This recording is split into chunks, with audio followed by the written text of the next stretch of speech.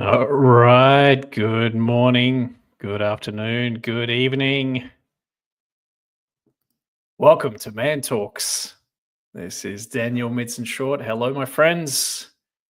Hello, if you're joining live. Hello, if you're watching this later. Good to see you. Slightly different layout today, as you can see, because I'm excited to present another guest who should be joining us fairly soon, if I have coordinated this correctly.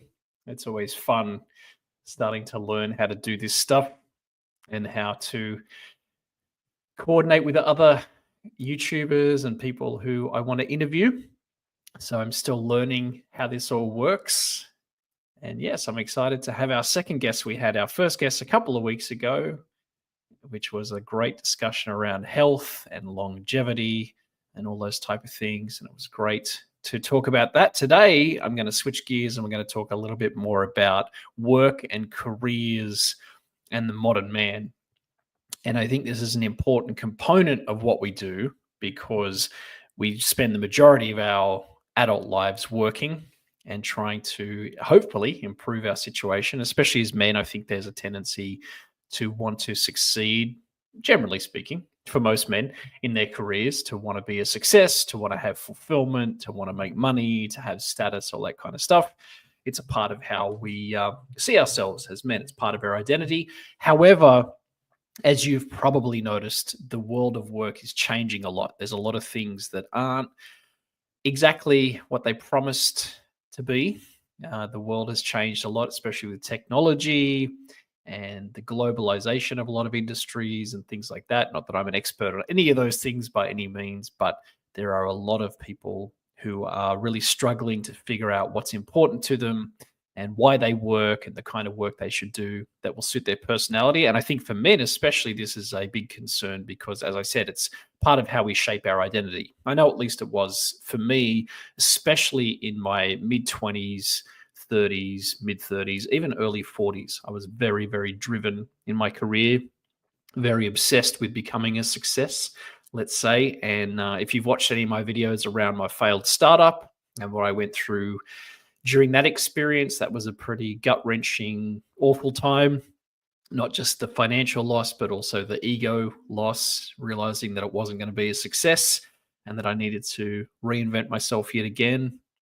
And then going into my own business for many years as well, going through that whole journey, the ups, the downs. It's definitely an adventure on its own. And even though it's something that may potentially come again in the future, I think for now, where I'm at, it's not for me. But the reason I wanted to bring our guest on today is because he has also been through an incredible journey and a lot of challenges and come out of it as an incredible person and doing great work. And I first stumbled across his channel. I think he's going to join us in a second here, but I first stumbled across his channel a couple of months ago. His name's Mark, and his channel is Retiree Is Me. I can't remember exactly, like classic YouTube. It just appeared on my algorithm on my main screen, and I just loved the honesty and authenticity that he was sharing. So I wanted to bring him on today to talk about all things to do with work and retirement, and freedom. And I know he's been sort of delving into the world of motivational ideas as well and trying to have the right mindset. So I'll see if I can add him to the stage. Yes, there he is. Hello, Hi, sir. How are you how's it doing, going Mark? there, Daniel? How are things? Good, good, my friend. How are you? Couldn't be better. Couldn't be better. We're just it's about -20 right now. So I went out for that brisk walk as I do on every day on the channel. So Yeah, amazing. Yeah, if you haven't had a chance to check out Mark's channel, I'll put the link to it down here. This is the YouTube link, and yeah, I love your daily walk and talk videos. I was talking when we were talking earlier. I was giving you a compliment on your ability to actually walk and have a coherent conversation on yeah. video. It's pretty amazing. So, but yeah, so for the benefit of those who are joining us and people who are watching this later, would love to hear a little bit about yourself, where you are, anything you want to share about your background and things like that before we get into. I know we've got some topics to discuss, but we'd just love to hear from your perspective and who you are and introduce yourself. Yeah. Well, thanks, Daniel, and thanks everybody who is dialed in.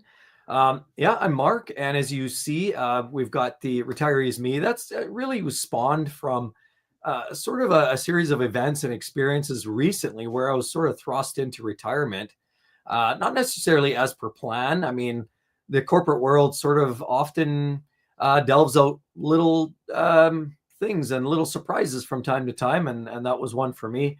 I do Hmm. come from a background of, always had a passion for kind of technical things. I kind of got into the engineering side, electrical, high voltage. I spent a lot of time in that aspect in my early career, and I transitioned into sort of an oil and gas environment where I became sort of a bit hands-on and then transitioned into sort of supervisory role. And through those years, I learned a lot. I learned a lot about people interaction. I learned more than just working with your hands, and really about the people aspect, soft skills, and that really kind of helped develop and learn kind of how we feel about the things that we go through and all of that, and Hmm. kind of learn to really dig down deep inside what really matters. And really, that's the thing nowadays. A lot of people find it hard to really touch on some of those subjects. And that's the channel. That's what my channel is really about. Because as I spent about 16 years in the corporate game, it was very rewarding in the first half. And I think a lot of people out there, and a lot of you guys and gals and everybody looking and watching, you're probably finding that, you're energized. You're coming out in your career. You're all excited about, what the world has to offer and all the things. And then you get into the world of corporate or whatever your big business, and you feel that there's all kinds of opportunities in it, and it is. And I went through that as well, and life's bright. There's lots of great opportunities when you're young and you're spry and you have ideas and you feel Yep. all kinds of innovation. So and true. and yeah, and that's where I was at. And I think a lot of us go through that in as we kind of transition. We go from school, first few years we're just getting our feet wet, and then we kind of move into a world of okay, after 4, 5, 6, maybe 10 years, you start to figure out, well, okay, what's next? And that, we all sort of go through that. And I went through that, no different. And I Hmm. went from that, being a little more hands-on, a little more technical, direct, like what they call individual contributor type of role, to more of a leadership role.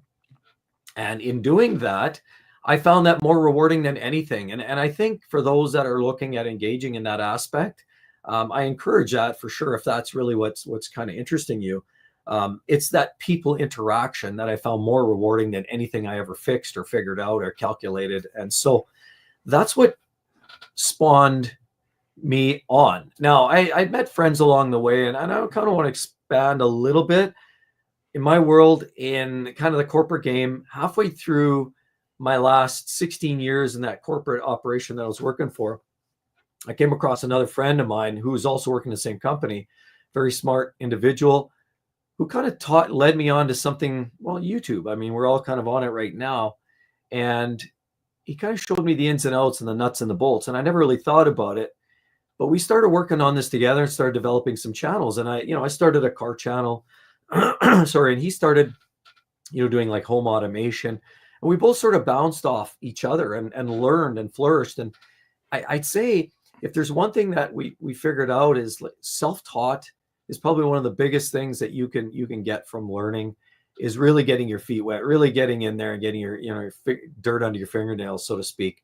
And that's really how we did it. We kind of clawed our way, went from some kind of sad little cat type videos, if you will, to a place where we were able to monetize. And, Daniel, we spoke of that previous, right? How it comes from a place of, starts with a passion or a pet project, and you realize that you can build something. And I started doing that. And it's fortunate, and we'll talk about that here as we go on. And Dan, you got some questions for me as well. Yeah, absolutely. No, I mean, it's amazing, and I didn't want to sort of reveal everything about you, but yeah, Mark has another very successful channel which is around cars and exotic cars and things like that, and done incredibly well there. And I didn't know that when I first met you, and then you're so humble, you didn't really bring it up until I noticed it. Classic Canadian, being Australian, we're the same.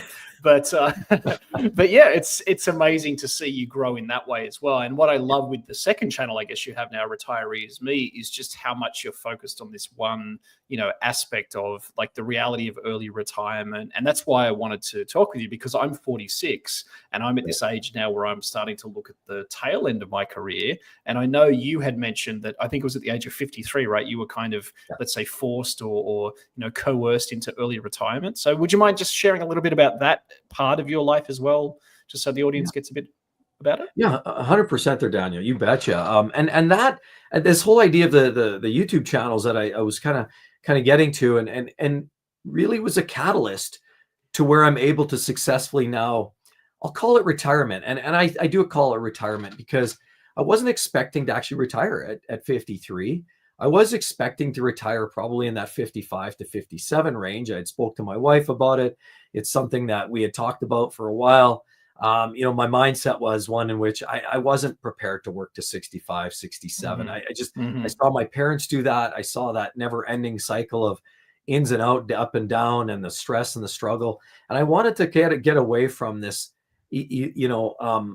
deferring, retirement. And so this YouTube process helped me kind of help facilitate that. But that wasn't the intention. So to back this up, yes, I was enjoying my career. I was having, I had a lot of great opportunities, met a lot of great people, did some great networking, and I was loving the job. And then, things change. And sometimes in the corporate world, it does. And the company, like a lot of companies out there, you'll find are going through ups and downs. And the company I was in did this exact same thing. And so there was the ebbs and flows, and it had to be a flow. I guess there was a bit of a dip in kind of what was going on in the business. And there was some major downsizing. And as a matter of fact, there's about 3-4 downsizings in about 10 years. Wow. And and then they build, and then they downsize. And so there's always that in the background kind of gnawing away. But in the meantime, just trying to build my career, enjoy the corporate game,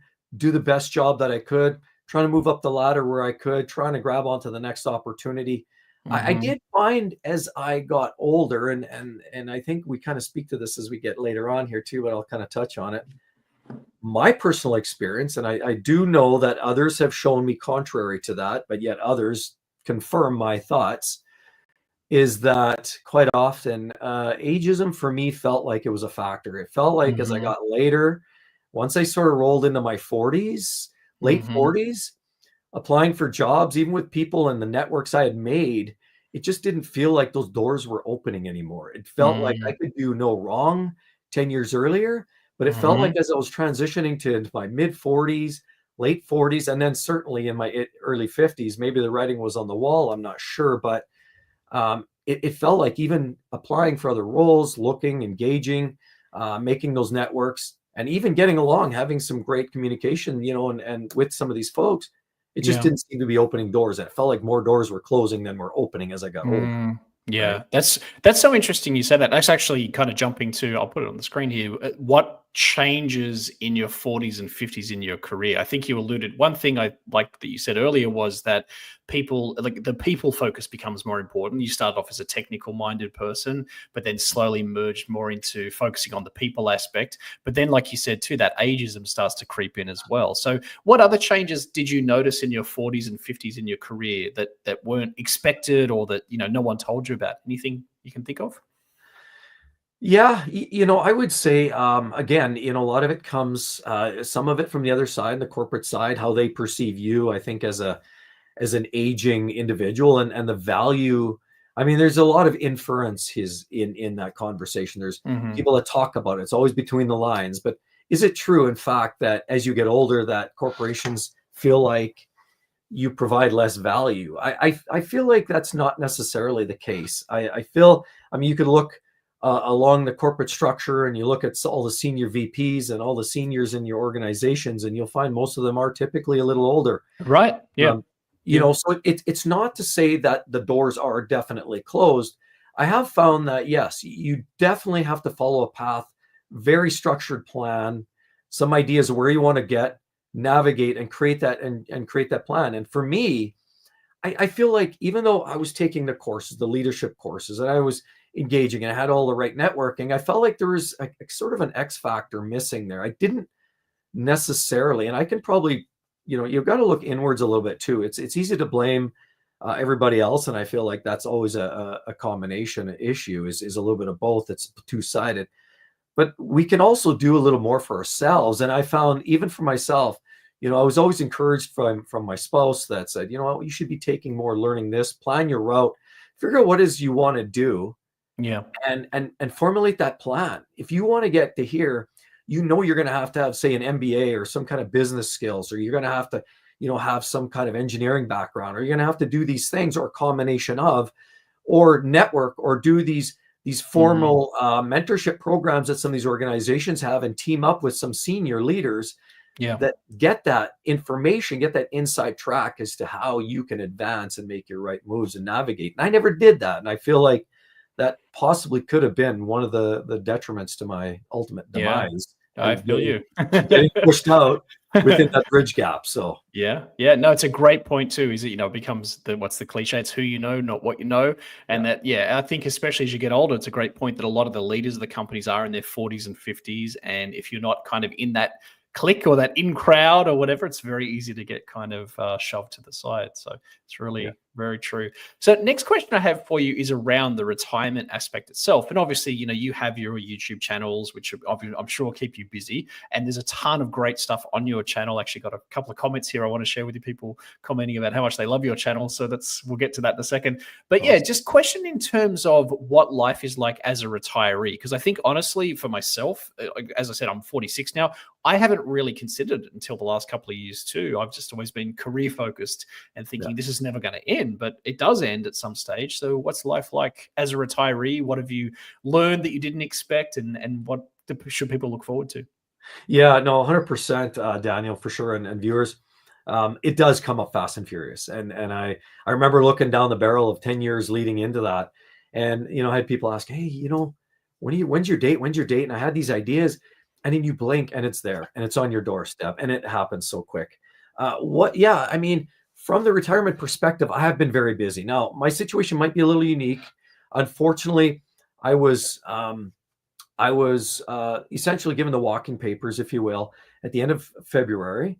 And then by the end of March, unfortunately, my mother, who was chronically ill for many years, ultimately succumbed to Oh, her long-term illness. yeah, And sorry to so, hear that. yeah, no, appreciate it, Daniel. And it was hard, right? And with that said, that really does sort of readjust your mindset on everything and your priorities. Mhm. And does it matter? Yes. Job even matter? Does any of this ever matter when it starts to get you rethinking about what the priorities and what really matters in life? And so Yeah, that sort of absolutely. gave me this mindset to transition this whole retiree is me, really a focus on, it doesn't matter what's your dollars and cents for retirement. We all know that you've got to have a plan. We all know that you've got to run the numbers with your accountants and your financial people. Have that in place first. But put that aside. What are all the feelings and the thoughts that are going through your mind? What are you doing on a day-to-day basis? And those are a challenge. There's lots of social media out there talking about the quick and easy ones, the obvious. Well, you lose your identity when you quit your job or you retire, or they Right. can do. Yep. So immediately you sort of, like, you were a doctor, you were a nurse, you were a construction worker, you were an accountant, maybe whatever it was, or a cop.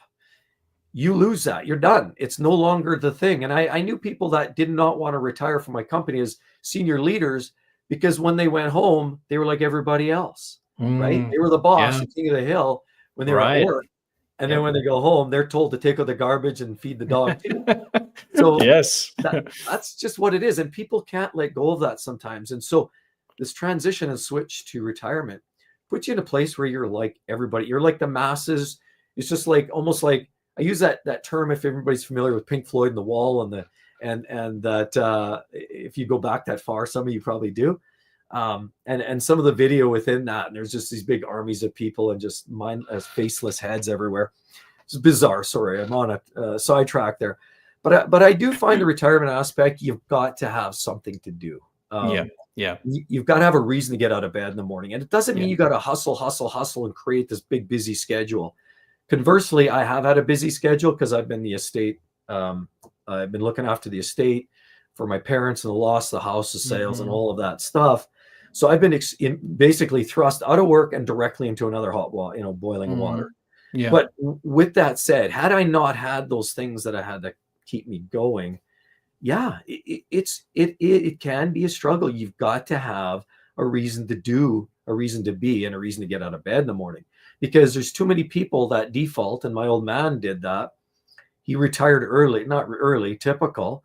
And then he did it for 2 years, golfed, got bored, and went back to work. And that's a risk that so many people do that, and not always because of money. Sometimes it's they don't know what to do with themselves, and then they drive everybody else at home nuts, right? Right. They need them to get out of the house and do something. Yeah. Yeah, go find something to do. Find some friends or something, right? Exactly. Yeah. And that's a great point too. And I know, just not wanting to sidetrack too much, but I know that's something you've been talking about on your 2 recent videos. I think I saw yesterday or the day before, the idea that a lot of your friendships fade because they haven't retired yet. They're still at work. You don't have that same kind of connection you had. So even that is different, right? As a retiree, the friendships you had and how they evolve as well. Yeah, that's a great point, Daniel. For sure, that totally happens, and I do talk about that, and it's true.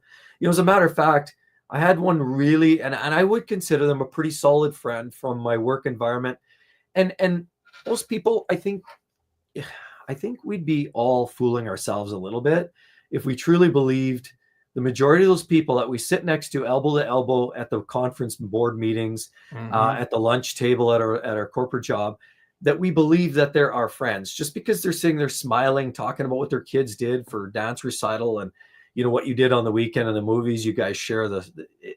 That they're not your friends. Believe it or not, most of them are not your friends. If you have a special connection with maybe one person at work or something, that's great. You'll know pretty quickly once you retire, because all of those people go away. And one thing that I found was when upon my immediate departure, I had a lot of nosy neighbors asking a question.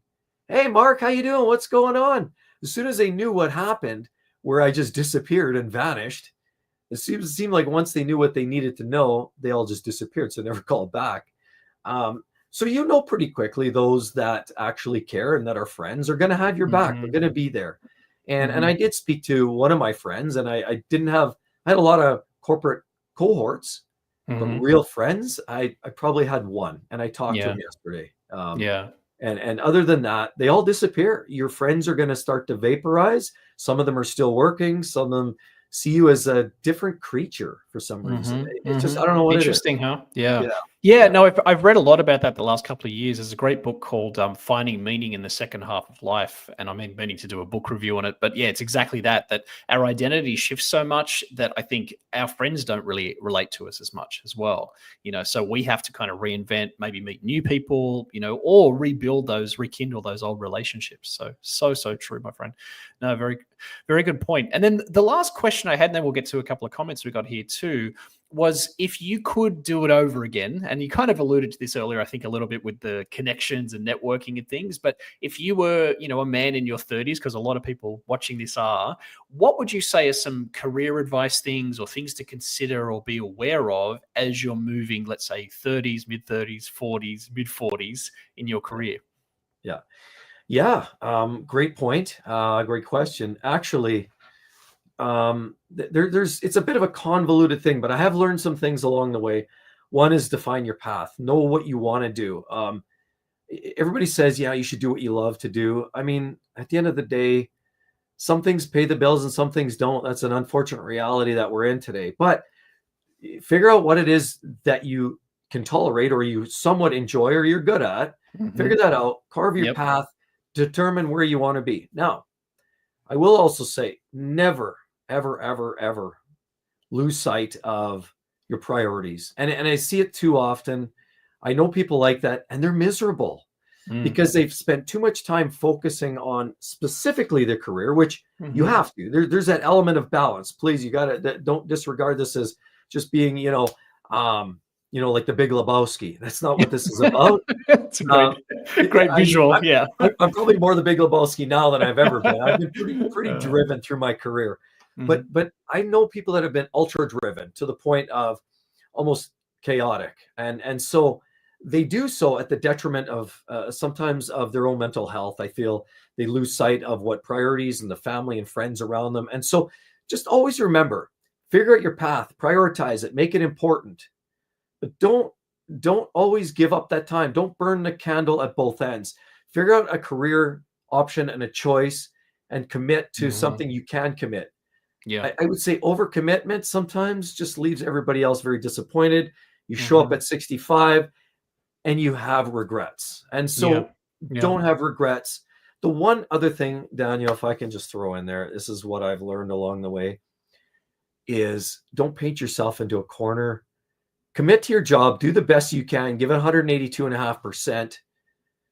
But I hate to say this, I truly believe we're in a society now where it's a very, I'm going to say it, a gig-based society. And there's so many people now that I've seen that are always just, they're just focused. That's all they know. They put the horse blinders on. Yeah. But then if something happens, like me, I got booted at 53. I was a little early, to be honest. Then what? Yeah. I was in a position, fortunately, where I didn't panic because I had YouTube. I had things that were generating a little bit extra income, and I was able to sail through that. So I would just say, don't lose focus. Make sure that I hate to say this, put multiple stokes in multiple fires, but at the end of the day, don't give it a halfway effort on your career. Just know that don't close every door if there's other things going on. I know a lot of people that were very successful that do so because they believe in diversity in terms of their career opportunities, in terms of things that they dabble in, if you will, in opportunities. They try different things, and a lot of, I'll just say it, a lot of millionaires and people that I know that are kind of millionaire/billionaires, neither of which I am, often have many stokes. And I know one person that ultra wealthy, for example, he owns, he does big diesel engines, corporate, he has a big business he runs, but he's got investments in restaurants. He's got investments in manufacturing for other totally unrelated businesses. Sometimes he's a silent partner, but he's putting money in there. He's also got real estate investments. And as you realize, success comes in the idea of, spreading it around. Multiple income revenues is not a bad thing. And that's probably one of the best things to do to set yourself up for ultimate success, because unless you're in a corporation that's going to offer you a defined benefit pension, which that's going away. And I think a lot of those online here can appreciate that some have and some don't. It feels like it's going away, really. And with that, you can get a pension and you might be fine in retirement. But for a lot of people, that's going away. And so you have to find other means to support yourself through either an early retirement or in retirement. If you're sort of forced that way, you've got to have means to take care of yourself ultimately. So just, don't be a naysayer. Just think about those other opportunities. And if they knock on your door, don't always turn them away. That would be my best suggestion.